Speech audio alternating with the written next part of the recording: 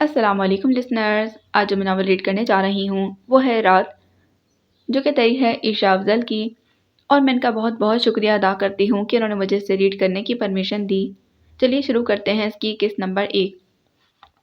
تاریک راتوں میں ویران دلوں میں جب بجلی کا کوندا لپکتا ہے، جب گرج کا سماں ہوتا ہے تو روشنی کے ساتھ عبرت ہوتی ہے اور تاریکی میں وحشت ہوتی ہے۔ اس میں گہرا راز پوشیدہ ہوتا ہے، اسی میں رات کا مقصد عیاں ہوتا ہے۔ رات کے تاریک پہر، جب چاند کی مدھم چاندنی میں بھی اندھیرا موجود تھا، جب ستاروں کی چمک بھی اندھیرے کو کم نہ کر پا رہی تھی، وہی اندھیرا جو روشنی کو مات دے دیتا ہے اور وہی اندھیرا جو روشنی سے مات کھا جاتا ہے۔ اندھیرے اور روشنی کے چکر میں گھومتے ہوئے وقت کے اس لمحے اس کمرے میں موجود نفوس میں سے ایک دوسرے کی بڑبڑاہٹ سن کر تیزی سے اٹھا۔ وہ وجود سوتے ہوئے بھی کرب کی انتہا پر تھا، وہ کرب جو سوتے ہوئے بھی انسان کو تکلیف دیتا ہے۔ ماتھے پر پسینے کی بوندیں چمک رہی تھیں، سانس دھنکنے کی مانند چل رہی تھی۔ کمرے کے سنسان ماحول میں ان سانسوں کے بے ہنگم آواز نے عجیب وحشت سی برپا کر رکھی تھی۔ رکو، مت جاؤ۔ وہ تیز تیز سانس لیتے ہوئے بس یہی الفاظ دہراتی جا رہی تھی۔ مجھے معاف کر دو، سنو، رک جاؤ، نہیں جانا پلیز۔ وہ خواب میں منت کر رہی تھی اور دوسرے وجود نے اذیت سے اس کو دیکھتے ہوئے اس کو جھنجھوڑا، مگر وہ ہوش میں کہاں تھی؟ وہ تو اس دنیا میں تھی جہاں اس کو پچھتاوے کے جال نے گھیر رکھا تھا۔ دوسرے وجود نے اس کی حالت کے پیش نظر اسے مزید جھنجھوڑا، جس پر اس نے آہستگی سے آنکھیں وا کی۔ ان آنکھوں کے کھلتے ہی ان میں واضح بے چینی نظر آئی۔ نگاہیں خوبصورت سیلنگ پر موجود نقش و نگار پر مرکوز ہو گئی۔ ایک لمحے کو اسے سمجھ میں نہ آیا اور دوسرے ہی لمحے ہوش کی دنیا میں واپس آتی وہ تیزی سے اٹھی۔ دوسرے وجود نے اس کو تھامنے کی کوشش کی، مگر وہ اس کے سنبھالنے میں نہ آئی۔ بیڈ پر موجود تکیوں کو زمین پر پھینکتے، مخملی بیڈ شیٹ کو نوچتے، ڈریسنگ پر موجود سامان کو زمین بوس کرتے، وہ سب سے خود کو نکالنے کی کوشش کر رہی تھی۔ صبر کرو، وہ وجود صرف یہی کہہ پایا۔ صبر؟ وہ کہکا لگا کر ہنسی۔ کسی کو قتل کرنے کے بعد قاتل کو صبر آ جاتا ہے؟ وہ پوچھ رہی تھی۔ وہ قاتل ہی تو تھی، اور ایک قاتل کا مقتول جب خواب میں بھی پیچھا نہ چھوڑے تو وہ قاتل کیسے سکون سے سو سکتا ہے؟ وہ سب تمہاری وجہ سے نہیں ہوا، دلاسا دینے کو ایک بار پھر اس وجود نے اس کو دیکھتے دہرایا، حالانکہ جانتا تھا کہ الفاظ کسی طور مرہم ثابت نہیں ہو سکتے۔ میں ہوں وجہ، سب میری وجہ سے ہوا ہے، وہ میری وجہ سے۔ اسے اگلے الفاظ بولنے سے قبل ہی اس کی ٹانگیں شل ہو گئیں اور وہ بے جان سی زمین پر گرتی چلی گئی۔ پلکوں پر ٹھہرے آنسوؤں نے اس کے شفاف چہرے کو بھگونا شروع کر دیا۔ اس شفاف قطروں کی نمی اس کے اندر کی تکلیف کو نکالنے سے قاصر تھی۔ کئی گزری راتوں کی مانند یہ رات بھی اس کے لیے تاریک ثابت ہونے والی تھی۔ دوسرا وجود جانتا تھا کہ یہ صرف پچھتاوا نہیں ہے، یہ محبت ہے، یا شاید محبت کی انتہا، اور یہ محبت اب اسے پوری عمر سکون سے نہیں رہنے دے گی۔ صاف شفاف پانی میں ایک انتشار برپا تھا۔ دوپہر میں سورج کی کرنوں سے چمکتا پانی، اس سرد موسم میں ان کرنوں کی گرماہٹ کے باعث نیم گرم ہوا، لیکن اس پانی میں موجود وہ وجود سرد اور گرم کی پرواہ کیے بغیر اپنے ہاتھوں کو ماہرانہ انداز میں ہلاتے سوئمنگ پول کی سطح پر تیراکی کر رہا تھا۔ اس بڑے سوئمنگ پول کا زیر زمین حصہ آسمانی رنگ کا ہونے کے باعث وہ بے رنگ پانی بھی آسمانی سا منظر پیش کر رہا تھا۔ دھوپ سے چمکتا اب اس کے چہرے پر قطروں کی مانند چمک رہا تھا۔ مکمل خاموشی میں صرف پانی کے شور کی آواز برپا تھی۔ اچانک وہ سطح سے ڈبکی لگاتا پول کے اندر غائب ہوا اور پھر چند لمحے وہاں مکمل سناٹا تھا۔ نہ پانی کی آواز تھی، نہ ہی سانس کی۔ الارم کی مدھم سی آواز پر وہ ایک دم جھٹکے سے واپس سطح پر آیا۔ سر کو دائیں بائیں ہلاتے اس نے پانی کے چھینٹوں کو ارد گرد بکھیرا اور اس پول سے باہر نکلا۔ کالے بنیان کے ساتھ کالے ٹراؤزر میں ملبوس وہ وجود اپنے سیاہ بالوں کو ہاتھوں سے سلاتا ان پر موجود پانی کے قطروں کو چھٹکتا شیشے کے ٹیبل پر موجود الارم کو دیکھ کر لمبا سانس بھرتا رہ گیا تھا۔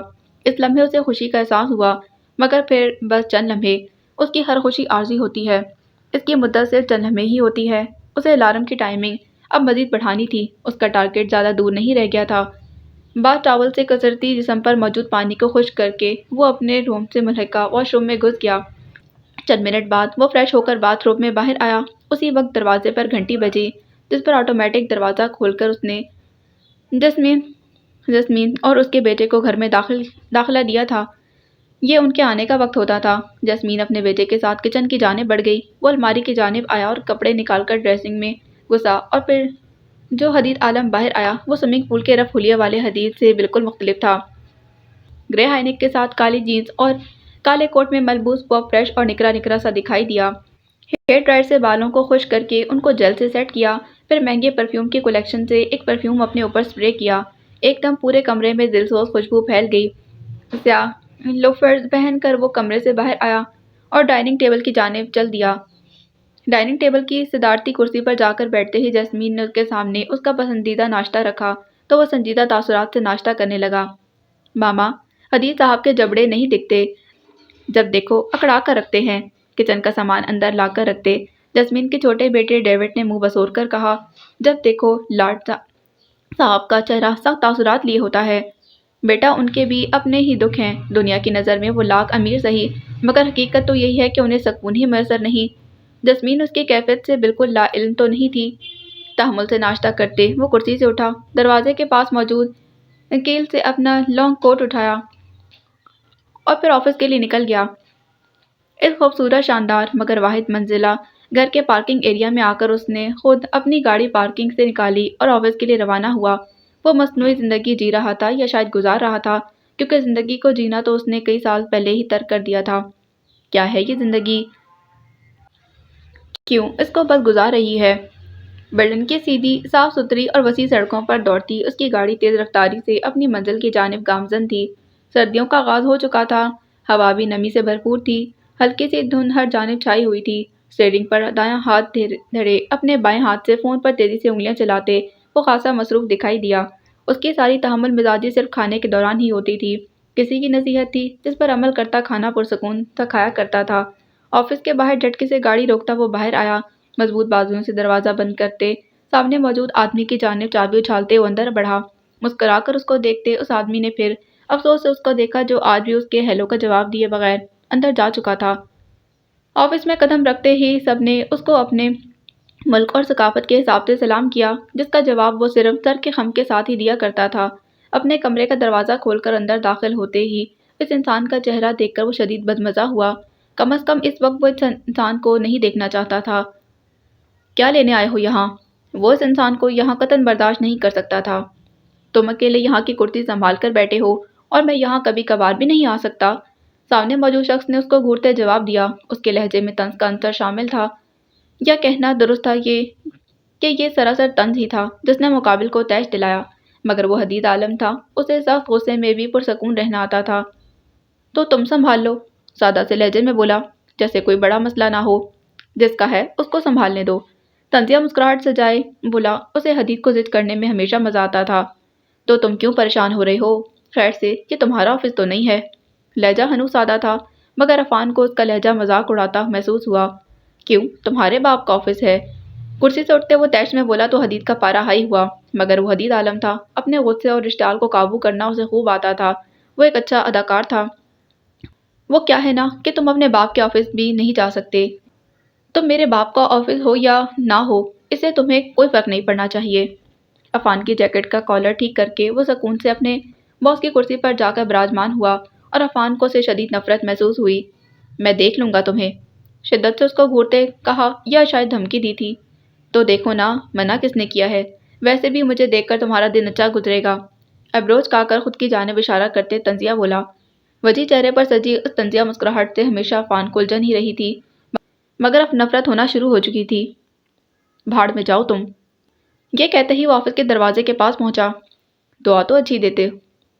उसकी तंजिया मुस्कुराती आवाज़ पर अफान ने गुस्से से जबड़े भींचे और दरवाज़ा पटकता हुआ चला गया।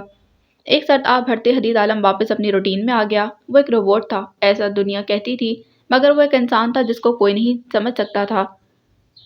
हल्की सर्दी के इस मौसम में जब सूरज की किरणें सकून पहुंचा रही थीं, उसी लम्हे शहर के मशहूर सैलून में दाखिल हुआ जाए तो संगे मरमर के खूबसूरत छोटे से टब के पानी में मौजूद सुर्ख गुलाबों की नाजुक पत्तियों में अपने नाजुक पाँव डुबो कर बैठी वो सैलून की मैनेजर से मुखातिब दिखाई दी। अगली मर्तबा जब मैं आऊँ तो ये आइजल मुझे यहाँ दिखाई न दे। सैलून में काम करने वाली लड़की के हाथ से अपना हाथ खींचते वो धमकी अमीर लहजे में बोली थी। लड़कियाँ और उसका हजरत, हाय! लेकिन मैं इनको कैसे रोक सकती हूँ? वो भी हमारी बाकायदा गाहक हैं। सैलून मैनेजर परेशान हुई। इन लड़कियों की ज़ाती नापसंदीदगी पर वो अपना कारोबार तो ठप करने से रही थी। ये मेरा मसला नहीं। जितनी देर मैं यहाँ हूँ, अगर ये मुझे नजर आई तो अगली बार तुम्हें नहीं बल्कि फातिमा को कहूँगी। वो सैलून की मालकन का हवाला देते हुए बोली, जिस पर मैनेजर सर को हाँ में हिलाते हुए वापस चली गई। उस लड़की से बहस करना फजूल था। नेल पेंट नहीं लगाना, लड़की को हिदायत देती वो खीरे के गोल बारीक टुकड़ों को अपनी आंखों पर रखते आंखें मूंद गई थी। लड़की उसका مینیکیور اور پیڈیکیور کر چکی تھی مگر وہ آنکھیں موندے ہی ٹیک لگا کر بیٹھی رہی۔ شاید وہ سو چکی تھی مگر کچھ کہا نہیں جا سکتا تھا۔ کیا میم کو ہلاؤں؟ اس لڑکی نے دوسری لڑکی کے کان میں سرگوشی کے انداز میں کہا۔ آفت ہے پوری، دیکھنا شامت ہی نہ آ جائے۔ اس نے اپنے تئی مشورے سے نوازا۔ ٹھیک ہی کہہ رہی ہو، ویسے میں نہیں ہلا رہی۔ وہ لڑکی دوسری گاہک کے پاس چلی گئی۔ تقریباً 10 منٹ کے بعد اس کی اچانک آنکھ کھلی۔ پاس موجود اپنے آئی فون پر وقت دیکھتے وہ ہڑبڑا کر اٹھی تھی۔ یہ کیا ڈالتے ہو تم لوگ ان کھیروں میں؟ جب بھی رکھتی ہوں نیند آ جاتی ہے۔ شرمندگی سے بچنے کے لیے وہ بول رہی تھی، ورنہ جانتی تھی قصور اس کا اپنا ہی ہے۔ معذرت میم، لڑکی نے معذرت کرنے میں ہی عافیت جانی۔ نور، میں کب سے تمہارا انتظار کر رہا ہوں اور تم ابھی تک سیلون میں ہو۔ اس آواز پر اس نے پلٹ کر اس کی جانب دیکھا۔ نہ جانے اس کو کیسے علم ہوا کہ وہ یہاں ہے۔ تم میرے جاسوس ہو گیا؟ جہاں جاتی ہوں تمہیں پتہ لگ جاتا ہے۔ اپنی بڑی آنکھوں کو چھوٹا کر کے اسے گھورتے بولی، جس پر طلحہ نے فوری بات بدلی۔ چلو لڑکی، ٹائم ضائع مت کرو، سب انتظار کر رہے ہیں۔ اور یہ کیا تم تیار نہیں ہوئی ہو؟ ویسے میں جانتا ہوں کہ ہماری نور نیچرل بیوٹی کوئین ہے، مگر پھر بھی تمہیں تو تیار ہی ہونا تھا۔ میں باہر ویٹ کر رہا ہوں، جلدی آؤ۔ وہ سیلون کی لڑکی کو اشارہ کر کے چلا گیا، جس کا صاف یہ مطلب تھا کہ جلدی سے نور کو تیار کرو۔ نور کو تو نیند آنے کی وجہ سے اب سستی ہو رہی تھی، مگر سب دوستوں نے آج پلان بنایا تھا تو جانا تو ضروری تھا۔ وہ خاموشی سے بیٹھ گئی اور سیلون والی نے میک اپ سے اس کے حسین چہرے کو مزید دلفریب بنا دیا تھا۔ نور میم، آپ سچ میں بہت حسین ہیں، وہ سچے دل سے بولی، جس پر نور کے چہرے کی مسکان ایک لمحے کو مانند پڑی، لیکن اگلے ہی لمحے وہ کھل کر مسکرائی۔ جانتی ہوں، مغرور انداز میں بولی۔ یقیناً وہ اپنی اہمیت جانتی تھی۔ میم، کیا ایک تصویر لے لوں آپ کے ساتھ؟ اس لڑکی نے اسے التجائی نظروں سے دیکھا۔ لے لو، کیا یاد کرو گی؟ اکڑ کر بولتے نور نے اس لڑکی کے ساتھ تصویر کھنچوائی۔ یہ لو، بل کاٹ لو اس سے، اپنا کریڈٹ کارڈ اس کے سامنے کرتے ہوئے کہا۔ نہیں میم، ہمیں فاطمہ میم نے منع کیا ہے کہ آپ سے بل نہیں لینا۔ اوف، یہ فاطمہ، چلو میں خود اس سے بات کر لوں گی۔ اپنے ہلکے سنہری بالوں کو جھٹکتے وہ سیلون سے باہر کی جانب بڑھی۔ ان تمام اندر موجود لڑکیوں نے اس کو قابل رشک نگاہوں سے دیکھا۔ وہ مشہور ٹک ٹاکر خرف نور تھی، جس کی ایک ایک ادا پر لوگ مرتے تھے۔ وہ قدرتی حسین تھی، اس کی ہر ادا مقابل کو زیر کر سکتی تھی۔ وہ اپنے نام کی طرح سونا تھی، وہ زخرف تھی۔ دروازے کو چابی سے کھولتے وہ ایک بار پھر گھر میں آ چکی تھی۔ جسمین کو اس کا یہاں آنا پسند نہیں تھا، کیونکہ وہ ہمیشہ اس کے لیے کوئی مسئلہ کھڑا کر دیتی تھی، مگر وہ اسے روک نہیں سکتی تھی۔ حدید کہاں ہے؟ بے دھڑک لاؤنج کے صوفے پر بیٹھتے وہ استفسار کرنے لگی۔ آفس گئے ہیں، شائستگی سے انگریزی میں جواب دیا۔ کنزا کے چہرے پر موجود مسکان ایک پل میں ہی مانند پڑی۔ اچھا، میرے لیے کافی بنا دو، میں حدید کے کمرے میں ہوں، وہیں لے آنا، اور ہاں، اسی مگ میں لانا جو میں حدید کے لیے لے کر آئی تھی۔ پورے استحقاق سے کہتے وہ حدید کے روم کی جانب چل پڑی۔ میم، حدید سر نے منع کیا ہے کہ کوئی ان کے کمرے میں نہیں جائے گا، کوئی بھی نہیں، خاصا جتاتے انداز میں بولی۔ جسمین اس وقت کنزا کو زہر لگی۔ اس کوئی میں شامل نہیں ہوں۔ جسمین، آئندہ خیال رکھنا، مجھے ٹوکنے سے باز رہنا، تنبیہی انداز میں کہتے وہ دھڑلے سے حدید کے کمرے میں چلی آئی۔ دروازہ کھولا تو ایک عجیب سے احساس نے اس کو اپنی لپیٹ میں لے لیا تھا۔ وہ حدید کے کمرے میں تھی، یہ احساس ہی اتنا خوش کن تھا۔ وہ جب حدید کی زندگی میں آئے گی تو احساس کیسا ہوگا؟ وہ مسکرائی، اس کے خوبصورت چہرے پر رعنائی بکھری۔ اپنی بری آنکھوں سے کمرے کو غور سے دیکھا، مگر سیاہ رنگ سے سجا کمرہ کبھی کبھار اسے خوفزدہ کر دیتا تھا۔ وہ کیوں سیاہ رنگ سے اتنی محبت کرتا ہے؟ کنزا کو ہمیشہ اس بات کا تجسس رہا تھا۔ سیاہ فرنیچر، سیاہ ٹائلز، سیاہ پردوں سے سجا یہ کمرہ بے حد نفاست سے سیٹ کیا گیا تھا۔ بالآخر اسے حدید کی نفاست پر رشک آیا۔ کتنی نفاست ہے نا تمہاری فطرت میں حدید، اپنی ہر شے کو سنبھال کر رکھتے ہو۔ کمرے میں موجود اس کی تصویر سے مخاطب ہوتے ہوئے کہا، پھر اس تصویر کو دیکھتے دل سے مسکرائی۔ یہ تصویر اس نے زبردستی یہاں لگائی تھی، ورنہ اسے اپنی تصاویر کھنچوانا اور لائم لائٹ میں آنا نہیں پسند تھا، مگر وہ بھی کنزا ابراہیم تھی۔ حدید عالم کو ایموشنل بلیک میل کرنا اسے خوب آتا تھا۔ وہ اس کے اسٹڈی ٹیبل کی کرسی کھینچ کر وہاں بیٹھ چکی تھی اور اس تصویر کو پوری دلجمعی سے دیکھتی جا رہی تھی۔ اس شخص کو وہ اس وقت سے چاہتی تھی جب اسے محبت اور انسیت میں فرق کا علم بھی نہیں تھا۔ اس وقت سے جب سے اس نے حدید عالم کو اپنی محفوظ پناہ گاہ پایا تھا، وہ ہمیشہ اسی محفوظ پناہ گاہ میں رہنا چاہتی تھی۔ دروازے پر ہوتی دستک نے اس کا دھیان اپنی جانب مبذول کروا لیا۔ آنے والے کو ہاں کہہ کر اس نے اندر آنے کی اجازت دی۔ جسمین ٹیبل پر کافی رکھ کر جا چکی تھی۔ اس نے ایک نظر کافی کو دیکھا، پھر اس کے دماغ میں ایک ترکیب آئی۔ اس نے اس مگ کو تصویر کھینچ کر واپس واٹس ایپ کے ایک نمبر پر بھیج دی۔ دوسری جانب اس نے اس مگ کی تصویر کھینچ کر واٹس ایپ کے ایک نمبر پر بھیجی، دوسری جانب لیپ ٹاپ پر حرکت کرتی انگلیوں کی حرکت تھمی۔ ان انگلیوں میں سے ایک میں موجود سیاہ پتھر والی انگوٹھی لمحے بھر میں ساکت ہوئی۔ اس نے پاس موجود موبائل پر آنے والے پیغام کو کھولا جو اس مگ کو دیکھ کر گہری آہ بھری۔ کنزا! بلو ٹک کے نظر آتے ہی کنزا نے فوراً اس کو کال کی۔ گہرا سانس بھرتے اس نے کال ریسیو کی۔ دل تو چاہا کہ نہ کرے مگر نہ جانے کیوں، لیکن وہ اسے اگنور بھی نہیں کر پایا تھا۔ فون کی دوسری جانب سے کنزا کی خوشگوار آواز آئی۔ گیس واٹ، میں اس وقت کہاں ہوں؟ وہ اس سے اردو میں ہی بات کرتی تھی کیونکہ دونوں کو اردو آتی تھی۔ میرے گھر، حدید نے اکتائے ہوئے لہجے میں کہا۔ کافی کا سپ لیتے اس نے حدید کے جواب کو رد کیا۔ لسن کنزا، میں بزی ہوں، وہ مصروف انداز میں گویا ہوا۔ لسن حدید، میں اس وقت تمہارے رائٹنگ ٹیبل کی کرسی پر بیٹھی تمہارے کپ میں کافی پی رہی ہوں، شان بے نیازی سے کہتے وہ حدید کا جو کچھ ہلکا سا ٹھیک موڈ تھا وہ بھی خراب کر چکی تھی۔ کنزا! اس سے پہلے کہ وہ کچھ بولتا کنزا رابطہ کاٹ چکی تھی، جس پر اس کے چہرے کے تاثرات سخت ہوئے۔ اس نے فوری طور پر جیسمین کو کال ملائی۔ مس جیسمین، یہ کنزا میم میرے کمرے میں کیسے پہنچی؟ خاصا روبدار لہجہ تھا۔ ایک پل میں جیسمین گڑبڑائی۔ سر، میں نے انہیں منع کیا تھا لیکن انہوں نے مجھے دھمکی دی۔ میں کیا کرتی سر؟ اپنی طرف سے خاصا مضبوط جواز پیش کیا۔ آپ کو تنخواہ میں دیتا ہوں تو بات بھی میری مانا کرے، ابھی اور اسی وقت اسے میرے گھر سے نکالیں۔ مگر سر، نو آرگیومنٹ۔ اس نے کھٹاک فون بند کیا تھا۔ جیسمین تیزی سے اس کے کمرے کی جانب بھاگی تو وہ باہر آتی دکھائی دی، جس پر اس نے سکون کا سانس بھرا۔ کنزا نے اس کی شکل دیکھی تو بے اختیار ہنسی۔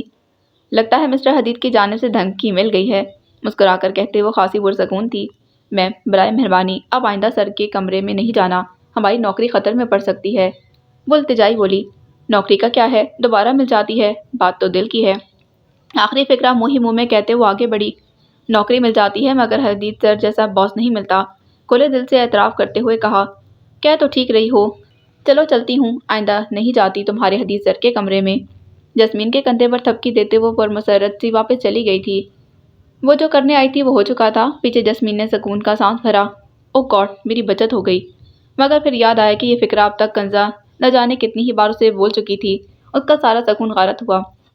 کیمروں کی روشنی میں وہ سب دوست ویڈیوز بنا رہے تھے، گانوں کی دھن پر ٹک ٹاک بناتے وہ وجود گویا اہم فریضہ سر انجام دے رہے تھے۔ دوبارہ کرو یار، میں اس میں زیادہ موٹی لگ رہی ہوں، فروا نے ویڈیو کو مسترد کرتے کہا۔ جیسی ہو ویسے ہی لگو گی نا ڈیئر، احمد اس کو چڑھاتے ہوئے بولا۔ خبردار جو مجھے موٹی کہا، تم لوگ صحیح سے کیمرہ سیٹ نہیں کرتے، اتنی بے ڈھنگی ویڈیوز بنی ہیں۔ وہ سارا نقص کیمروں کا نکال گئی۔ اگر وہ موٹی نظر آ رہی ہے تو یقیناً کیمرے کا ہی یا کیمرے مین کا قصور ہوگا۔ بیچارے کیمرے کا قصور یہ ہے کہ وہ فلٹر تو لگا رہا ہے مگر پتلا کر کے نہیں دکھا رہا۔ وہ نہایت افسوس بھرے لہجے میں بولا تو فروا نے اس کی کمر پر دھپ ریسیو کی، جس پر وہ مصنوعی درد کا مظاہرہ کرنے لگا۔ پاس موجود ان کے کیمرہ مین ان سب سے محظوظ ہو رہے تھے۔ ان سب کا پروفیشن ایک تھا، اس لیے سب کی آپس میں بہت بنتی تھی۔ وہ ٹک ٹاکر تھے۔ ہماری نور کہاں ہے یار؟ احمد نے ارد گرد دیکھتے استفسار کیا۔ نور جو طلحہ کن اندر چلنے کا بول کر خود کال سن رہی تھی، اس کی آمد پر سب کی نگاہیں تھم گئیں۔ سفید کڑھائی والی لمبی سفید قمیض کے ساتھ نیلی جینس پہنے، سیدھے اور ملائم سنہری بالوں کو ڈھیلے خم دے کر کمر پر اور چند لٹوں کو آگے کی جانب بکھیرے وہ نازک سی نور آگے بڑھ رہی تھی۔ صاف شفاف چہرے پر ہلکا میک اپ اس کو دلکش اور دلربا دکھا رہا تھا۔ سیاہ آنکھوں میں سب لینس لگائے وہ گویا براعظم ایشیا کی بجائے براعظم امریکہ کی مکین دکھ رہی تھی، گویا کسی گوری کو ایشیا کا لباس پہنا دیا گیا ہو۔ وہ ان سب سے منفرد تھی۔ ہائی ہیلز پہنے ایک ادا سے قدم اٹھا کر چلتی وہ اپنے دوستوں میں شامل ہوئی۔ میری جان لوگی کیا نور؟ احمد نے اس کو دیکھتے دل پر ہاتھ رکھتے کہا۔ تمہاری جان میرے کس کام کی؟ وہ شاہانہ انداز میں بولی۔ جچتا ہے تم پر۔ وہ اس کے مغرور انداز کا بھی گرویدہ ہوا۔ کوئی نئی بات کرو یار۔ اچھا جلدی سے ویڈیو بناؤ شاباش، مجھے بھوک لگی ہے، آج ناشتہ بہت ہلکا کیا تھا۔ تم پہلے کھانا کھاؤ گی نور، ویڈیو ہم بعد میں بنا لیں گے، طلحہ نے نہایت پیار سے کہا۔ اس کی صحت ان کی ویڈیو سے زیادہ اہم تھی۔ کوئی مسئلہ نہیں، اب اتنی بھی بھوک نہیں لگی۔ ہاں تم کون سا اس موٹی کی طرح کھاتی ہو؟ وہ سب میں فروا کو گھسیٹنا نہیں بھولا تھا۔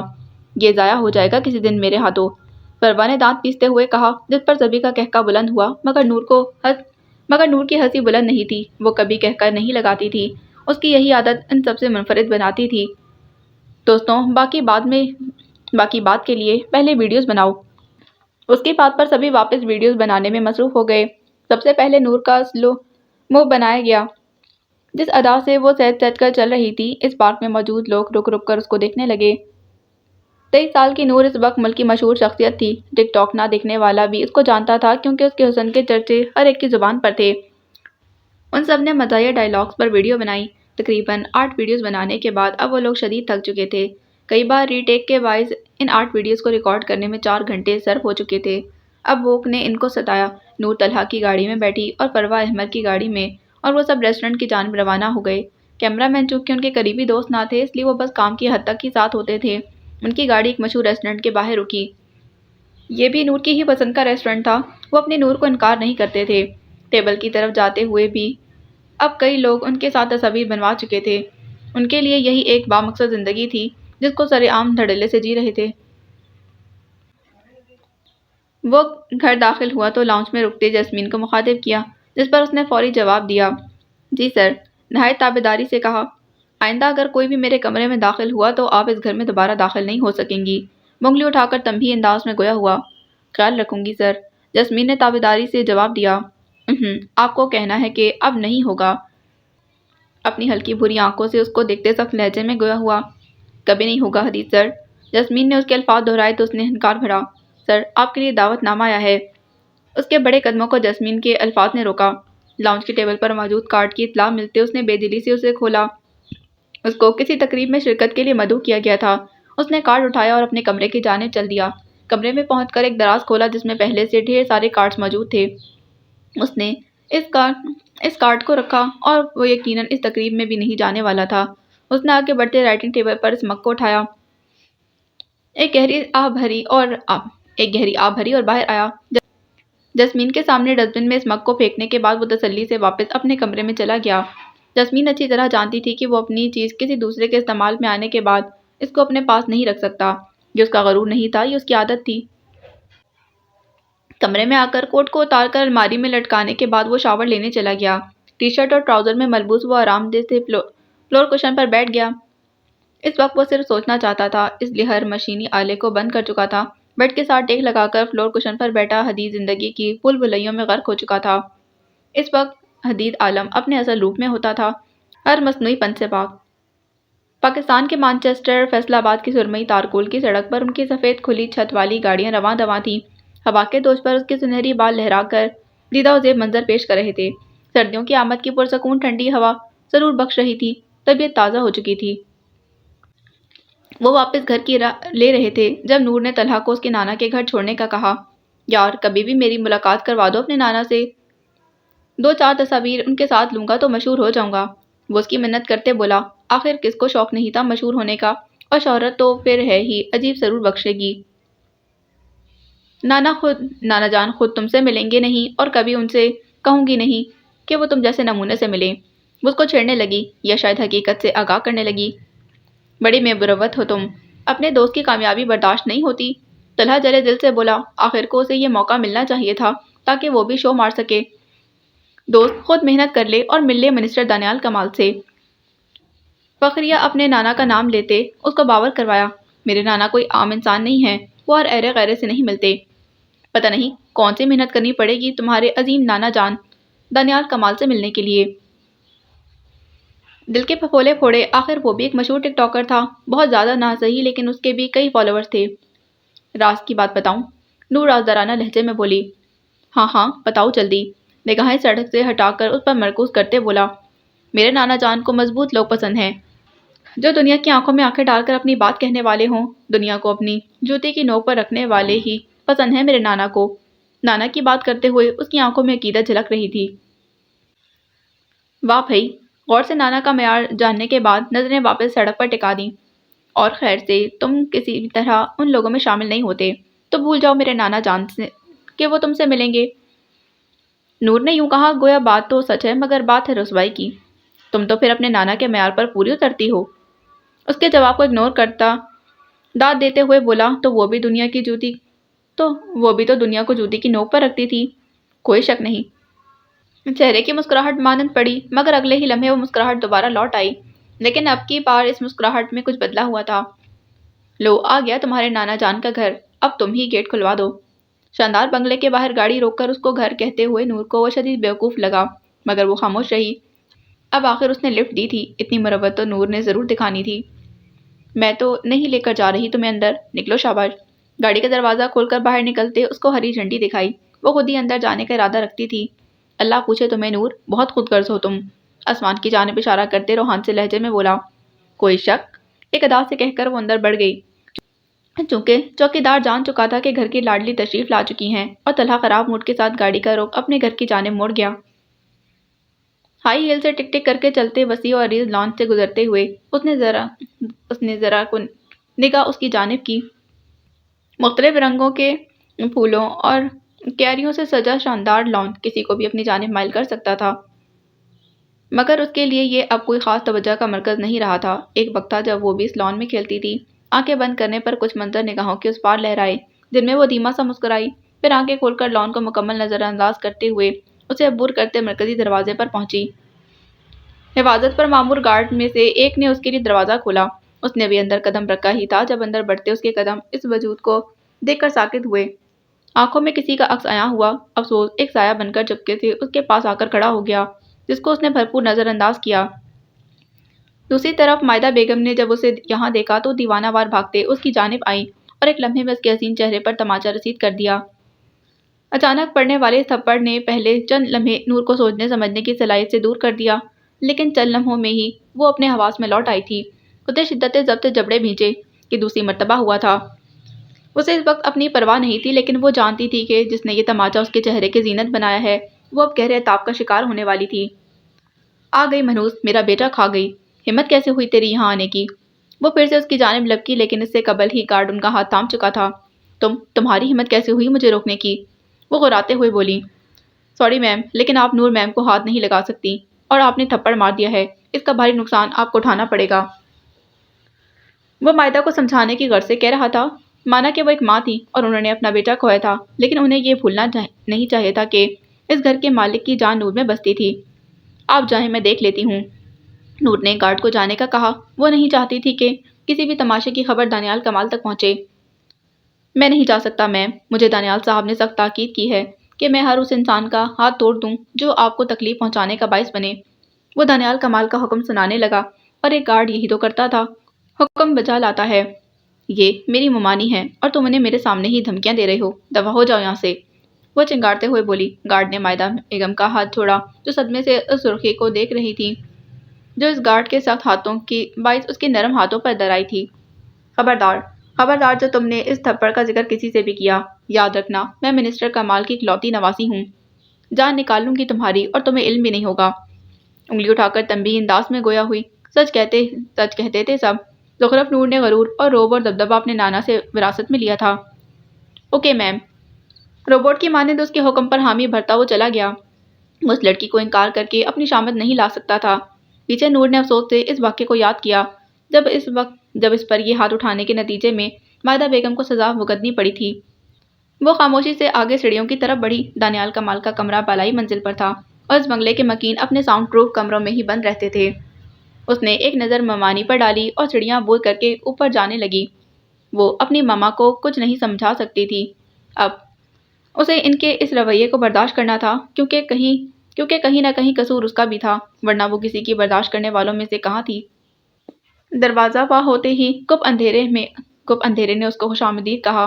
اس اندھیرے کی یہی تو خاصیت ہوتی ہے کہ روشنی کو دیکھتے ہی پھرتی سے غائب ہو جاتا ہے، گویا کبھی تھا ہی نہیں۔ اس نے آنکھیں بند کر کے دوبارہ کھولا تو منظر صاف ہوا۔ لائٹ جلاتے اور دروازہ بند کرتے وہ آگے بڑھا، خاموشی سے جا کر کمرے کے درمیان میں موجود قالین کے ٹکڑے پر براجمان ہوا۔ اس چھوٹے سے کمرے میں اس قالین اور اس پرانے بیگ کے علاوہ کچھ نہ تھا۔ اس قالین پر بیٹھ کر وہ اس بیگ سے چیزیں نکال کر دیکھنے لگا۔ کئی منظر نگاہوں کے سامنے چلنے لگے۔ ہر ایک چیز سے ایک یاد وابستہ تھی، اور یاد بھی ایسی جو یاد بن کر دل کو ویران کر رہی تھی۔ ان یادوں کو حقیقت کا روپ ہونا چاہیے تھا، مگر وہ صرف ایک پرانی یاد تھی، ایک خواب کی مانند، دھندلی، بے ربط اور بے ہنگم۔ وہ چیزوں کو واپس بیگ میں ڈال کر اسے اس کی مخصوص جگہ پر رکھنے کے بعد لائٹ بند کر کے کمرے سے باہر آیا تھا اور اس کے دروازے کو مقفل کر دیا۔ چھوٹا سا یہ کمرہ ایک بار پھر اندھیرے میں ڈوب گیا۔ اپنے مکین کی حالت خون کے آنسو بہاتا یہ کمرہ ایک بار پھر افسوس سے اس شخص کو دیکھنے لگا۔ اس شخص کی حالت قابل رحم ہوتی تھی جب بھی وہ یہاں آیا تھا، لیکن وہ یہاں آتا تھا، بار بار آتا تھا، کیونکہ وہ یہ سب بھولنا نہیں چاہتا تھا، اسے یہ سب فراموش نہیں کرنا تھا۔ اسے بار بار خود کو یہ یاد دلانا تھا کہ وہ کون ہے، اس کا مقصد کیا ہے۔ حدید عالم کو وہ سب نہیں بھولنا تھا اور نہ بھولنے دینا تھا۔ دروازے پر ہلکی سی دستک دیتے وہ کمرے میں داخل ہوئی تو کمرے کی تیز آنکھوں کو چندیا دینے والی روشنی نے اس کا استقبال کیا۔ اس نے داخل ہوتے ہی ایک لائٹ بند کی۔ دانیال کمال جو فریم لیس نظر کا چشمہ ناک پر ٹکائے کتاب کے کسی صفحے پر نگاہ دوڑاتے ماتھے پر شکنوں کا جال بنائے بیٹھے تھے۔ لائٹ کے بند ہونے پر ہی ان کے چہرے پر شفیق سی مسکان لوٹ گئی تھی۔ ان کی خواہشات کو رد کرنے کا حق صرف نور کا تھا، وہ دھڑلے سے یہ حق استعمال بھی کرتی تھی۔ میرا نور! کتاب کو الٹا کر کے میز پر رکھتے اور چشمے کو اتار کر اس کتاب کے اوپر رکھتے انہوں نے محبت سے پکارا، منسٹر صاحب، اتنی تیز روشنی سے آپ کے سر میں درد نہیں ہوتا؟ ہاتھوں کو کمر پر دھرے وہ ابروچ کا سوال کر رہی تھی، کیونکہ دانیال کمال سے سوال بھی صرف نور ہی پوچھ سکتی تھی۔ صرف میرا نور گھر نہیں ہوتا تو روشنی تیز رکھتا ہوں، لیکن جب میرا نور آ جاتا ہے تو مجھے اتنی روشنی کی ضرورت نہیں رہتی۔ نہایت پیار سے کہتے انہوں نے اپنی باہیں واں کی تو نور ان کے گلے لگی، جس پر انہوں نے اس کے سنہری بالوں پر بوسہ دیا۔ نانا جان، میں نے آپ کو بہت زیادہ مس کیا، نچلے ہونٹ کو باہر نکال کر کہتے وہ بالکل چھوٹی بچی لگی جس پر انہیں ٹوٹ کر پیار آیا تھا۔ اسی لیے 1 مہینے سے نانا سے نہیں ملی؟ انہوں نے محبت بھرا شکوہ کیا۔ آپ کو پتا تو ہے نانا جان کہ ماما مجھے یہاں آنے سے روکتی ہیں اور آپ ہمارے گھر آتے ہی نہیں ہیں۔ وہ بھی جواباً شکوہ کرنے لگی، تمہاری ماما کو میرا بھی وہاں آنا پسند نہیں۔ سپاٹ چہرے سے کہتے ہوئے وہ نور کی جانب دیکھ کر مسکرائے۔ نور اب ان کے برابر والے صوبے پر بیٹھ چکی تھی۔ کیونکہ ماما آپ سے جیلس ہوتی ہیں، انہیں پتا ہے کہ میں آپ کو ان سے زیادہ پیار کرتی ہوں، شرارت سے کہتے وہ سنجیدہ ماحول کو مزاح میں ڈھالنے کی کوشش کرنے لگی، یا شاید اپنی ماں کا دفاع کر رہی تھی۔ شاید، کندھے اچکا کر کہا۔ پھر وہ نور سے اس کی پڑھائی اور دیگر سرگرمیوں کے متعلق پوچھنے لگے۔ نور صفائی سے ٹک ٹاک کے علاوہ ساری رودا سنانے لگی اور وہ مسکرا کر اس کی باتیں سنتے رہے۔ آپ کو پتا ہے، اس پولیس والے نے میری گاڑی روکنے کی کوشش کی تو میں بھی اس کو ڈاج دیتے بھاگ نکلی۔ وہ مزے لے لے کر اپنے کارنامے گنوا رہی تھی۔ تیز رفتار سے گاڑی نہیں چلایا کرو نور، وہ اس کو تنبیہ کرتے بولے۔ انہیں نور بہت عزیز تھی، وہ کوئی لاپرواہی نہیں برداشت کر سکتے تھے۔ جو گاڑی میرے پاس ہے نا، وہ تیز چلتی ہی نہیں۔ مذاق میں کہتے ہوئے افسوس کا عنصر بھی شامل تھا۔ دانیال کمال کا دل چاہا کہ خود کو لعنت کرے۔ نور، جس گاڑی پر ہاتھ رکھو گی وہ تمہاری ہوگی، کیوں نہیں لے رہی اپنے نانا سے؟ وہ پرشکوہ لہجے میں مستفسر ہوئے۔ کتنی بار وہ اس کو گاڑی تحفہ کے طور پر دے چکے تھے، مگر وہ ہر بار انکار کر دیتی تھی یا تحفہ واپس لوٹا دیتی تھی۔ میں ماما کو ناراض نہیں کر سکتی، صاف گوئی سے بولی، لیکن نانا کو تکلیف دے سکتی ہو۔ میری منسٹر دانیال کمال کی اکلوتی نواسی کٹارا گاڑی استعمال کر رہی ہے۔ وہ اپنے سینے پر انگلی سے اشارہ کرتے بولے، گویا انہیں گوارا نہ تھا کہ وہ ایسی فضول قسم کی گاڑی استعمال کرے۔ وہ بابا کی گاڑی ہے۔ بابا پر زور دیتے بولی۔ اسے شدید برا لگا تھا اپنے بابا کی گاڑی کی توہین ہوتے دیکھ کر۔ لیکن اس سب میں تم اپنے نانا کو ناراض کرتی ہو۔ وہ پھر بھی بضد تھے۔ آپ مان جاتے ہیں نانا، ماما نہیں مانتی۔ اس کا چہرہ بجھ گیا۔ کیا کرتی وہ بھی؟ دنیا میں جن 2 لوگوں سے سب سے زیادہ محبت تھی، وہ دونوں آپس میں مل کر ہی نہیں راضی ہوتے تھے۔ دیکھتا ہوں کب تک ضد میں رہے گی۔ چیلنجنگ انداز میں گویا ہوئے۔ آپ کی بیٹی ہے، ان کی ضد آپ سے بھی پکی ہے، مسکراتے ہوئے باور کروایا۔ اور تمہاری ضد؟ متجسس ہو کر پوچھا۔ میری ضد؟ وہ سوچنے والے انداز میں بولی۔ میری ضد ایسی ہے کہ میرے سامنے میرا کوئی اپنا بھی مر رہا ہو تو اس کا مردہ چھوڑ دوں، بچانے کی صلاحیت بھی ہوئی تو بچاؤں گی نہیں، بلکہ اس کو تڑپ تڑپ کر مرتا دیکھوں گی۔ وہ سنجیدہ چہرہ اور سنجیدہ لہجے میں بولی۔ آنکھیں ایک الگ ہی کہانی بیان کر رہی تھیں۔ اس کی بات سن کر دانیال کمال کا سانس اٹکا۔ وہ اس حد تک بے حس کیسے ہو سکتی ہے؟ نور، یہ مذاق ہے نا؟ دھڑکتے دل سے پوچھا۔ ہرگز نہیں۔ اس کا چہرہ اب بھی سنجیدہ تاثرات لیے ہوئے تھا۔ نور، کڑواہٹ سے بھرپور پکارا۔ آف کورس نانا، مذاق ہے۔ میں تو چڑیا کو بھی مرتا نہیں دیکھ سکتی، اور کسی اپنے کو تڑپ کر مرتا دیکھنا تو نہایتی سفاکیت کا کام ہے۔ وہ جرجری لے کر بولی تو دانیال کمال نے سکھ کا سانس بھرا۔ اچھا چلو اب کھانا کھا لو۔ وہ ملازمہ کو بلانے کے لیے انٹر کام اٹھاتے ہوئے بولے۔ نہیں نانا جان، میں نے دوستوں کے ساتھ کھانا کھا لیا تھا، اب میں گھر جاؤں گی، ماما اکیلی ہوں گی۔ ٹھیک ہے بچے، اللہ کی امان میں۔ وہ اس کے ماتھے پر بوسہ دیکھ کر پیچھے ہوئے۔ وہ بھی اللہ حافظ کہتے کمرے سے باہر آ گئی۔ نیچے آئی تو مائدہ ابھی تک وہیں صوفے پر ڈھیر تھی۔ اسے دکھ ہوا، لیکن پھر وہ دروازے کی طرف بڑھ گئی۔ ڈرائیور نے اس کو گھر اتارا اور چلا گیا۔ گہرا سانس بھرتے وہ گھر کے اندر داخل ہوئی۔ نوب میں چابی کے گھسنے، تالا کھلنے اور ہیل کی آواز نے گھر کے اندر کسی وجود کے آنے کی اطلاع دی۔ وہ جو آنکھیں موندے لیٹی تھیں آہستگی سے آنکھیں کھولتے اس کو دیکھا جو شفاف چہرے پر ہلکی سی مسکراہٹ لی ان کی جانب آ رہی تھی۔ ماما آپ صوفے پر کیوں لیٹی ہیں؟ ان کے پاس دوسرے صوفے پر بیٹھتے پوچھا۔ اگر میں تم سے سوال کروں تو کیسا محسوس کرو گی؟ ماما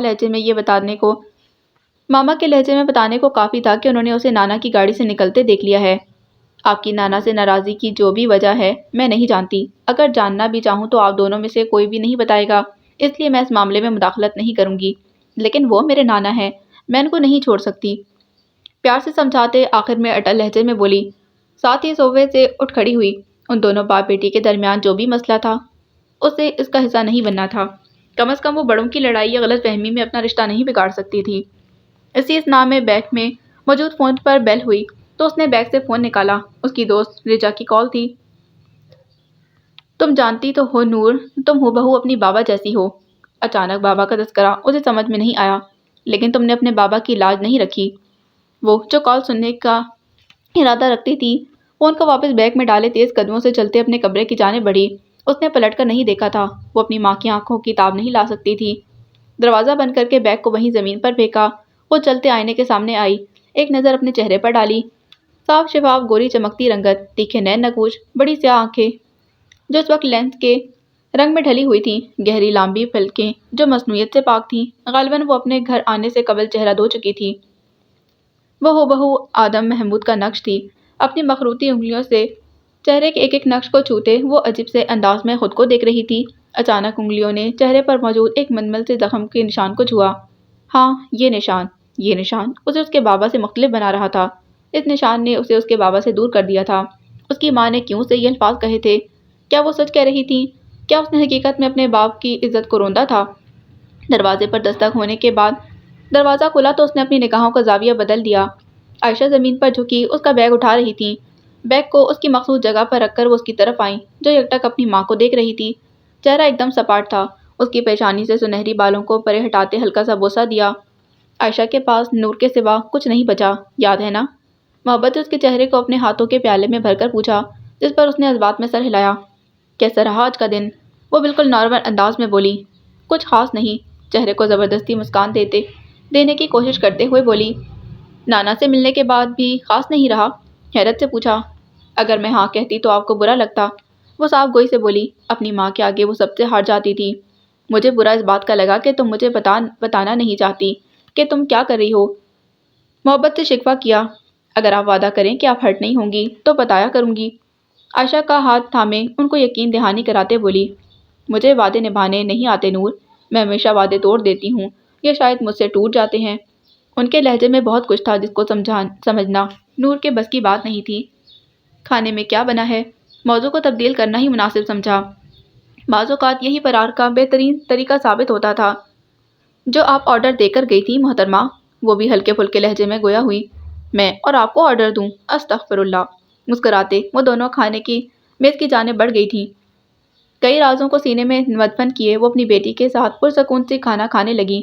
زندگی اسی کا تو نام ہے، جب رشتوں سے اختلاف ہونے کے باوجود بھی انسان ان کی محبت کے آگے سب فراموش کر کے واپس نارمل ہو جاتا ہے۔ روشن تمکتی صبح میں فون پر ہوتی مخصوص گھنٹی کے باعث اس کے چہرے پر خوشگن مسکراہٹ آئی۔ اس نے رابطہ جوڑا اور فون کو کان سے لگایا۔ دوسری جانب سے آنے والی شفیق سی آواز پر اس کے دل کے نرم جذبات ابھرے۔ یہ شخص اسے بہت عزیز تھا۔ حدید، ایک ہفتہ ہو چکا ہے، تم گھر نہیں آئے۔ شکوہ بھری آواز پر حدید کو دکھ ہوا لیکن اپنائیت بھی محسوس ہوئی۔ شکوہ بھی تو اپنے ہی کرتے ہیں۔ ڈیڈی، میں بزی تھا۔ انتہائی کمزور سا جواز تھا، اور وہ جو خود بھی یہ بات جانتا تھا۔ مجھ سے جھوٹ نہ بولا کرو۔ حدید نے گہرا سانس بھرا۔ یہ انسان اسے ہمیشہ سمجھ جاتا تھا۔ خاموش نہ رہا کرو حدید، مجھے دکھ ہوتا ہے، وہ اس کی خاموشی پر بولے۔ دل نہیں مان رہا تھا۔ وہ اس انسان سے کچھ نہیں چھپا پاتا تھا۔ عفان کی وجہ سے؟ وجہ تلاشنی چاہی۔ آپ کی وجہ سے، صاف گوئی سے جواب دیا۔ میری وجہ سے؟ ابراہیم صاحب کو اس کی بات سے دھچکا سا لگا۔ بھلا انہوں نے کون سا قصور کر دیا؟ عفان آپ کا بھتیجا ہے، اگر میں آپ کے سامنے اس کو مکہ مار دیتا تو یقیناً آپ کو دکھ ہوتا۔ صاف الفاظ میں بتایا۔ تم اتنا سچ بھی نہ بولا کرو، انہوں نے اسے ڈانٹا۔ اس کا کچھ نہیں ہو سکتا تھا۔ آپ ہی تو کہتے ہیں کہ حدید اپنے بابا جیسے بننا۔ گو اطلاع دی۔ تم اپنے بابا سے بھی 2 ہاتھ آگے جا رہے ہو، کیونکہ میرے ساتھ میرے ڈیڈ بھی ہیں۔ پر خلوص الفاظ اور لہجہ تھا۔ تم مسکا بھی لگانے لگے ہو؟ کیا ہے یار، آپ کسی بات پر خوش نہیں ہو رہے؟ وہ جھنجھلایا۔ تم ایک بار اپنا چہرہ دکھا جاؤ، خوش ہو جاؤں گا۔ اب آپ اتنے بھی بوڑھے نہیں ہوئے کہ 10 کلومیٹر کا فاصلہ طے کر کے نہ آ سکیں۔ میری بیٹی مجھے گھر سے نکلنے نہیں دے رہی، میری مجبوری سمجھو یار۔ آپ اور آپ کی مجبوریاں۔ بڑبڑاہٹ خاصی واضح تھی۔ اچھا، اب اگر آج ملنے نہ آئے، پلیز کوئی سو کال دھمکی نہ دیجیے گا، وہ جھنجھلائے ہوئے بولا۔ تم بہت تیز ہو گئے ہو حدید، وہ اس کی چالاکی سمجھتے ہوئے بولے۔ وقت کا تقاضا ہے ڈیڈ، اب زیادہ نہ بولو، آج لازمی چکر لگانا، کنزا نے تمہارا پسندیدہ سوپ بھی بنایا ہے۔ اوکے باس، آ جاؤں گا۔ حکم نہیں تھا لیکن جواب حکم کی مانند آیا۔ ایسے ہی اچھے لگتے ہو، وہ اس کی فرما برداری سے متاثر ہو کر بولے۔ میں کب اچھا نہیں لگتا؟ اپنے بالوں کو ماتھے سے پیچھے کرتے وہ ذرا شرارت سے بولا۔ بابا آپ۔ کنزا جو کمرے میں آئی تھی اس کو خاموش رہنے کا اشارہ کرتے وہ حدید سے مخاطب ہوئے۔ اچھا بیٹا، اب اپنا کام مکمل کر لو اور رات تک آ جانا۔ الوداع کہتے ہی انہوں نے فون کاٹا اور کنزا کی جانب متوجہ ہوئے۔ حدید آ رہا ہے بابا؟ پرجوش ہو کر پوچھا۔ ہاں بیٹا، آ رہا ہے، اور کنزا کو خوشی کے مارے یہ بھی بھول گیا کہ وہ کیا بات کرنے آئی تھی۔ کھانے سے فارغ ہو کر اس نے کچن میں جا کر چائے بنائی اور دونوں ماں بیٹی نے مل کر چائے سے لطف اٹھایا۔ چائے کے دوران کچھ دیر دونوں باتیں کرتی رہیں۔ نور اپنی یونیورسٹی اور دوستوں کے قصے سناتی رہی۔ عائشہ بس آدم محمود کی باتیں کرتی رہی۔ کبھی کبھی وہ حیران ہوتی تھی کہ اس کی ماں جیسی محبت بھی کوئی کر سکتا ہے۔ ان کا ہر تذکرہ اس کے بابا سے شروع ہو کر انہی پر ختم ہو جاتا تھا۔ شام میں اس نے اپنا فون آن کیا تو دڑا دڑ پیغامات موصول ہوئے۔ دوستوں کی کالز تھیں۔ اسے تو یہی سمجھ نہ آیا کہ اتنے پیغامات اور کالز کی کیا تک تھی۔ اسی اسنا میں اسے طلحہ کی کال موصول ہوئی۔ اس نے کال ریسیو کر کے فون کو کان سے لگایا تھا۔ یار نور کمال ہو گیا۔ اس سے پہلے کہ وہ وجہ پوچھتی طلحہ پرجوش سا بولا۔ ہوا کیا ہے؟ کون سی قیامت آ گئی ہے جو اتنی کالز؟ اس کے لہجے میں جھنجھلاہٹ واضح تھی۔ تمہاری سلو منہ والی ویڈیو 5 گھنٹے میں 50 ملین لوگ دیکھ چکے ہیں، تم چھا گئی ہو۔ مجھے 2 فلم ڈائریکٹرز کے فون آئے ہیں، وہ تمہیں کاسٹ کرنا چاہتے ہیں۔ طلحہ کی خوشی دیدنی تھی مگر نور کا چہرہ بے تاثر ہوا۔ وہ سامنے ہوتا تو حیران ہوتا، کچھ بولو بھی یا صدمے میں ہی چلی گئی ہو تو کیا حیران ہونا نہیں بنتا؟ اب تھوڑی دیر کا وقفہ بھی تو ہونا ہی تھا۔ وہ بولی تو لہجہ حشاش پشاش تھا۔ نور یار، مشہور ہو کر ہمیں بھول نہیں جانا۔ وہ اس کو چھیڑنے لگا۔ آپ کون؟ وہ بھی مذاق کے انداز میں بولی۔ اب تمہاری کامیابی کی خوشی میں صبح تم ہمیں ٹریٹ دے رہی ہو، یہ ہر بات پر تم لوگ ٹریٹ لینے نہ بیٹھ جایا کرو۔ یہ ہر بات نہیں ہے نور، تم اب صرف ایک ٹک ٹاکر سیلیبریٹی نہیں بلکہ پاکستان کی فلم سٹار بن جاؤ گی۔ ابھی بنی تو نہیں نا؟ اور جب تک کام نہ ہو جائے ٹنڈورا نہیں پیٹتے۔ اچھا، جب کانٹریکٹ سائن کر لو گی اس وقت دے دینا ٹریٹ۔ ابھی فون رکھو، میں بعد میں بات کروں گی۔ پر بات تو سن لو طلحہ، فی الحال مجھے نیند آ رہی ہے اور تم جانتے ہو کہ میں اپنی نیند پر سمجھوتا نہیں کرتی۔ سو جاؤ بیوٹی کوئن، وہ مسکرا کر بولا مگر وہ نہیں مسکرائی۔ فون کو بیڈ پر رکھتے وہ کھڑی ہوئی۔ کمرے میں ادھر سے ادھر چلتے وہ مسلسل آنے والے کل کے بارے میں سوچ رہی تھی۔ یہی تو چاہا تھا اس نے، پھر اسے خوشی کیوں نہ ہو رہی تھی، جانے کیوں، لیکن اس کا ضمیر اسے سکون نہیں لینے دے رہا تھا۔ اس نے سر جھٹکا اور بیڈ سے فون اٹھا کر اپنی ویڈیو پر آئے ویوز، لائک اور کمنٹ ملاحظہ کرنے لگی۔ ایک لمحہ لگا وہ اس دنیا میں کھو گئی۔ ایک دھن سی تھی جو آنکھوں کے پار چھا گئی۔ نفس تھا جس نے ضمیر پر برتری پالی تھی۔ شیشے کے خوبصورت ڈائننگ ٹیبل پر لوازمات کو اچھے سے دیکھتے ہوئے وہ مطمئن دکھائی دے رہی تھی۔ حدید عالم کے ذوق کے مطابق ٹیبل کو کھانے سے سجا دیا گیا تھا۔ اس کی پسند کے سفید برتنوں میں ہی کھانا ترتیب سے رکھا گیا۔ ٹیبل کے درمیان میں سفید موتیے کے پھول رکھے گئے تھے جسے دھیمی دھیمی خوشبو پھیل چکی تھی۔ اس نے ٹیبل سے نظر ہٹا کر اپنے ہاتھ پر بندھی گھڑی پر ڈالی۔ اس کے آنے کا وقت قریب ترین تھا۔ ہر گزرتے لمحے وہ خوشگوار احساسات میں گرتی جا رہی تھی۔ اور پھر گاڑی کے مخصوص ہارن کی آواز پر وہ تیز قدموں کے ساتھ دروازے کے پاس پہنچی اور اس کے لیے دروازہ کھولا۔ وہ گاڑی پارک کر کے مرکزی دروازے کی جانب بڑھا تو اس کو استادہ پایا۔ خوش آمدید ہینڈسم، نیلے لانگ سکرٹ کے ساتھ سفید اپر پہنے، بالوں کو پونی ٹیل میں باندھے، ہلکے میک اپ سے مزین چہرے کے ساتھ وہ پرکشش دکھ رہی تھی۔ حدید نے چند سیکنڈ اس کے مسکراتے چہرے کی جانب دیکھا، پھر سر کے خم سے اس کا جواب دیا۔ وہ سلام یا ویلکم کا جواب یوں ہی دیا کرتا تھا، یہ اس کی عادت تھی۔ سفید ہائی نیک کے ساتھ گرے کوٹ اور گرے ہی ڈریس پینٹ پہنے وہ جازے میں نظر دکھ رہا تھا اور کنزا اس کو دیکھ کر ویسے ہی سب بھول جاتی تھی۔ ڈیڈ، اس کا ایک لفظ ہی کافی تھا کیونکہ وہ اس کا ہر حرف سمجھ جاتی تھی۔ آ جاؤ پہلے بابا سے ملو۔ وہ دونوں ابراہیم صاحب کے کمرے کی جانب بڑھنے لگے۔ حدید، تم نے اس مگ کا کیا کیا؟ کمرے کی طرف جاتے اس نے متجسس ہو کر پوچھا۔ کیا کرنا تھا؟ عام سے لہجے میں پوچھا۔ گویا مکہ کیا تعلق؟ تمہیں وہ مگ پھینک دینا چاہیے تھا، کیونکہ اس روز میں نے جیسمین کو اسی مگ میں انڈا پھینکتے ہوئے دیکھا تھا۔ تو ابرو چکا کر پوچھا۔ تو یہ کہ میں جانتی ہوں کہ تم نے وہ مگ پھینک دیا ہے۔ وہ یوں بولی گویا حدید عالم تمہاری رگ رگ سے واقف ہوں میں۔ جب وجہ بھی جانتی ہو اور نتیجہ بھی، تو پوچھ کیوں رہی ہو؟ دل کو تسلی دے رہی ہوں کہ حدید نے وہ مگ میری وجہ سے نہیں پھینکا۔ میرے منع کرنے کے باوجود جیسمین گھر میں انڈے بھی لاتی ہے اور میرے ہی مگ میں وہ بچی نہیں ہے جو سمجھے گی نہیں۔ معقول جواز پیش کیا۔ وہ کنزا کو ہرٹ نہیں کر سکتا تھا۔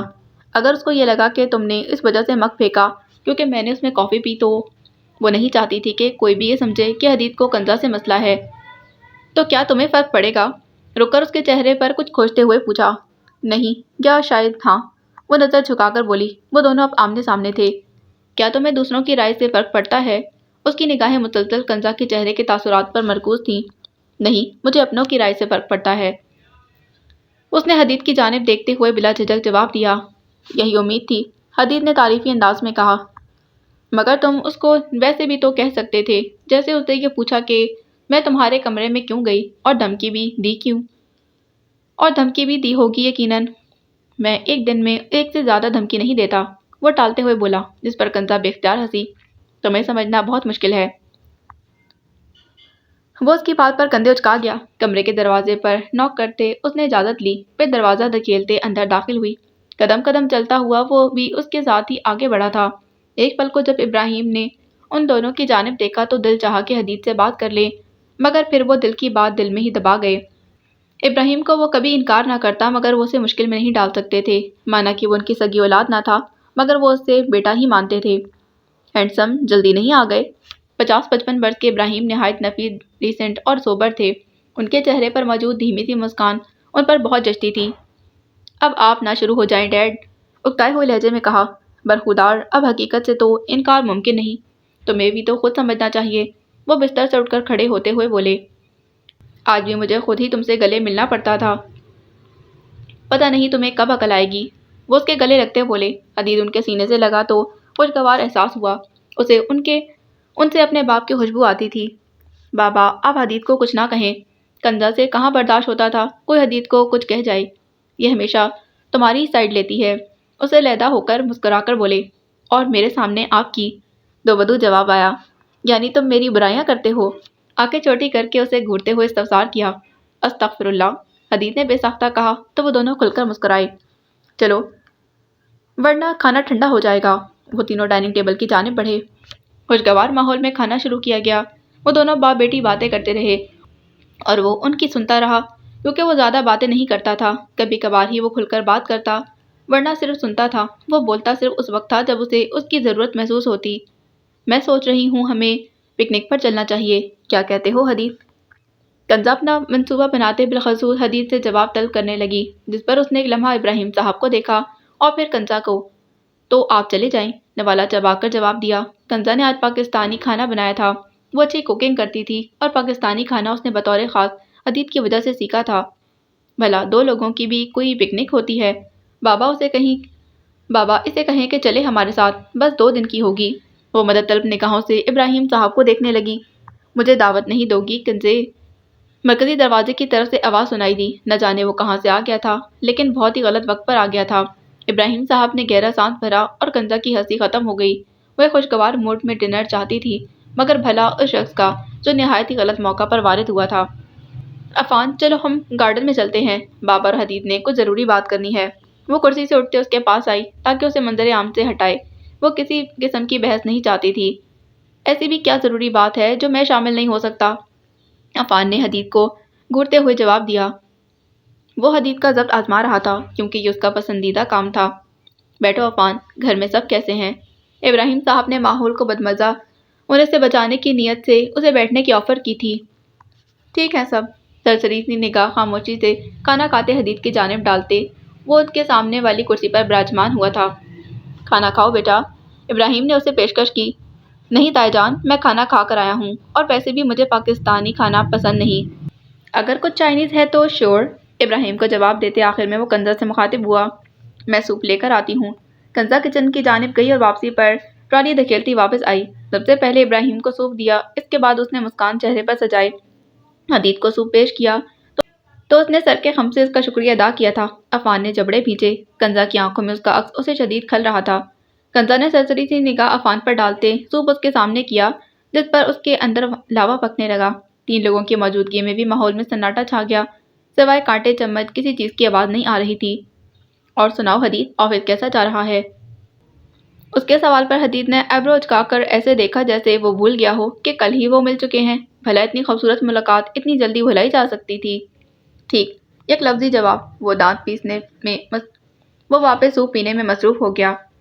وہ دراصل تمہارے آفس میں کام کرنے والوں کی گفتگو سنی تھی میں نے، کہہ رہے تھے کہ ایک جل پلٹ مجرم کو اس آفس کا کنٹرول نہیں ملنا چاہیے تھا۔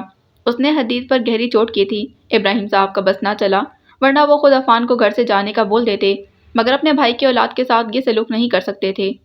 اور تم نے ان کی بات سن لی؟ کنزا بولی تو حدید نے بے اختیار اس کی طرف دیکھا۔ اس کا خوبصورت چہرہ غصے میں سرخ ہو رہا تھا۔ اسے کچھ پل کے لیے حیرت بھی ہوئی، مگر اس نے اپنی حیرت پر قابو پاتے عفان کو دیکھا۔ میں کیا کہہ سکتا تھا، سچ ہی بول رہے تھے، وہ کندھے اچکا کر بولا۔ ویسا ہی سچ جیسا چاچو تمہارے بارے میں بولتے ہیں۔ وار اس جانے سے بھی کاری تھا۔ وہ حدید کے خلاف ایک لفظ بھی برداشت نہ کرتی، اور وہ تو پورا جملہ بول گیا تھا۔ وہ کنزا ابراہیم تھی جو اپنے سے جڑے رشتوں کے بارے میں ایک لفظ بھی نہیں سنتی تھی، اور وہ تو حدید عالم تھا۔ عفان کا چہرہ ہتک کے مارے سرخ پڑا۔ اس نے غصے سے حدید کی جانب دیکھا تو اس نے کندھے اچکا دیے۔ عفان غصے سے کرسی سے اٹھا۔ ابراہیم صاحب ماحول کو برباد ہوتا دیکھ دکھی ہوئے۔ غیروں کو اپنوں پر فوقیت نہیں دیتے تایا جان، حدید کی جانب اشارہ کرتے ہوئے افسوس سے بولا۔ حدید خاموش رہا، کیونکہ وہ کچھ بول کر ابراہیم صاحب کو تکلیف نہیں دینا چاہتا تھا، ویسے ورنہ وہ اس کا بندوبست کرنا اچھے سے جانتا تھا۔ جب غیر اپنوں سے بڑھ کر چلے تو دیتے ہیں۔ وہ کچھ نہیں بولا کیونکہ وہ عمل کرنے والوں میں سے تھا۔ آج اس کا عمل بول رہا تھا۔ عفان لال بہبو کا چہرہ لیے وہاں سے چلا گیا، اور کسی نے بھی اسے روکنے کی ضرورت محسوس نہ کی۔